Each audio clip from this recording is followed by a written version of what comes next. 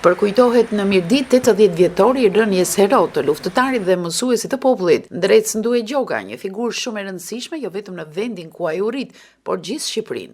Ndrec Nduje Gjoka është hero dy herë. Është hero i luftës nacionale shqiptare, por është dhe hero i arsimit të Shqipërisë. Ka trajnuar mësuesit e së ardhmes dhe i ka dhënë nder e lavdi Mirditës dhe të gjithë Shqipërisë. Aktiviteti përkujtimor, i cili nisi me homazhet në varrezat e dëshmorëve në Rëshen, u organizua nga Drejtoria Arsimore e kësaj bashkie, organizatat e veteranëve dhe familjarët. Mëtej një vlerësim mbi figurën e heroit u dha nga akademik, personalitetet dhe familjar për një publik më të gjerë. Gazeta Johona Shkodrës shkruan: me sqirimin e Mirditës, që ka qenë gjithë kënd në atë krahin, funksionoi jo më pak se 51 shkolla fillore. Të gjitha katunet dhe malësitë e Shkodrës nuk i kanë pas më parë kaq shkolla.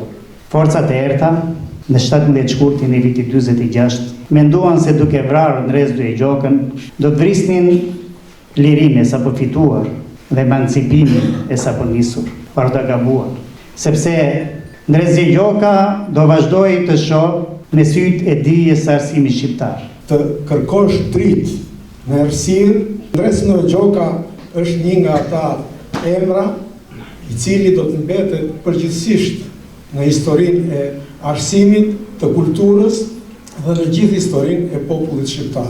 Le të jetë ky përvjetor jo vetëm një homazh, por një zotëtim i përbashkët, që shkollat mirditore të mbeten tempull dije, qytetarie dhe identiteti, ashtu siç ndroi dhe vleshi mësuesi i popullit Ndrec Nduje Gjoka. Në veçanti të falenderoj mësuesit, sepse pa ata unë nuk do kisha këmbë. Ata do ta bëjnë këtë këmbë, ata përfaqësojnë kolonën kryesore të një kombi dhe ju uroj me gjithë zemër punë të madhe.